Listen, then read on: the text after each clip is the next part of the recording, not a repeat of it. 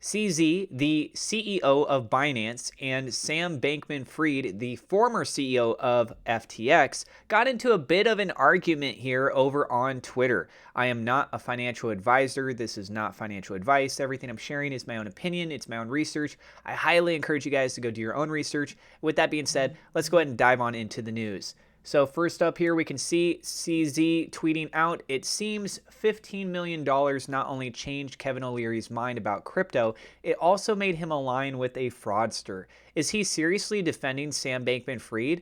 Then he provides a link to this YouTube video, says baseless attacks start around 4 minutes and 20 seconds, and this is a thread.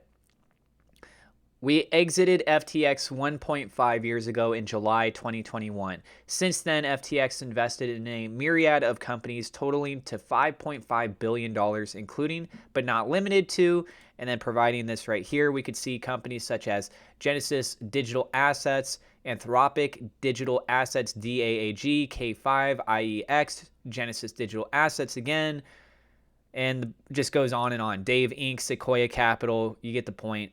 Polygon Networks identified there. Then CZ goes on to say, on top of that, FTX spent money on Miami Stadium, multiple Super Bowl ads, baseball referees, F1, not to mention massive political donations and luxury real estate. Oh, and reprehensible misuse of customer funds. Worse than losing $15 million, you'd think that being used as the poster child for one of the greatest financial crimes in history would make Kevin O'Leary think twice before taking Sam at his word again. But clearly not, based on his appearance on Squawk Box. So this here, you can see Kevin O'Leary talking. It says, if you want to say he's guilty before he's tried, I just don't understand it, says Kevin O'Leary on Sam Bankman-Fried. There's only the murder of my money in this case. CZ then says, unlike Kevin O'Leary, we continue to do due diligence even after we make an investment. As an early investor in FTX, we became increasingly uncomfortable with Alameda SBF and initiated the exit process more than 1.5 years ago.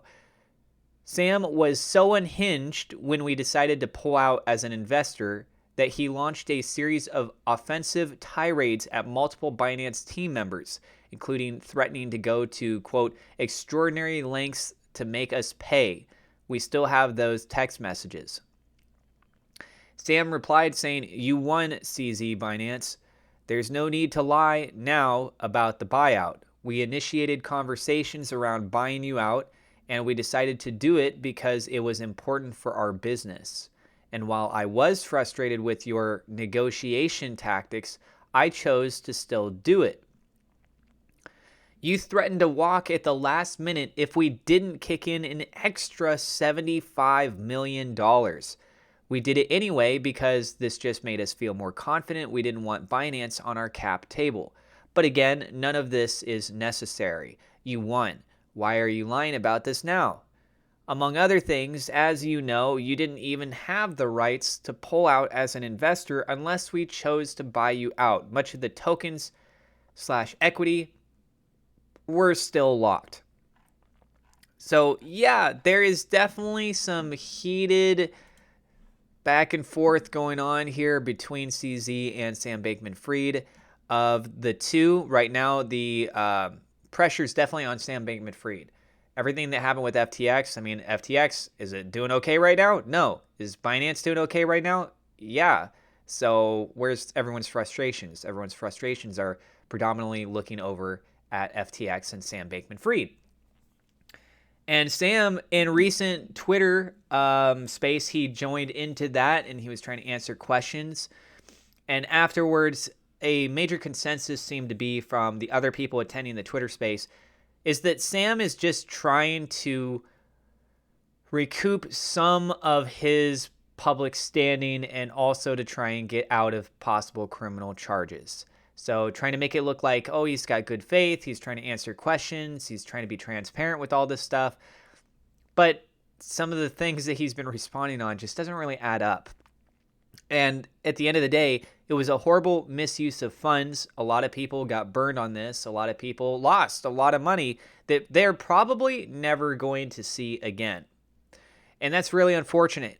And so with this back and forth right here, essentially it's like CZ's trying to show that, hey, Sam Bankman-Fried, he has a history of just not having good communication skills, and on top of it too, coming across kind of threatening.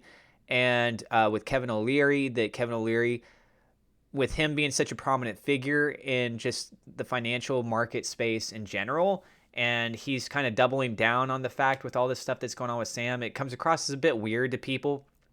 Because Kevin O'Leary, in case you guys didn't know, he used to be really like against cryptocurrencies. He made fun of it. He went on a talk show with Anthony Pompliano where he was talking about he put money into a bunch of different altcoins and they weren't doing anything, and he was just trying to make fun of it basically. But he changed his tune after a certain amount of time. He finally was like, okay, now he's pro crypto.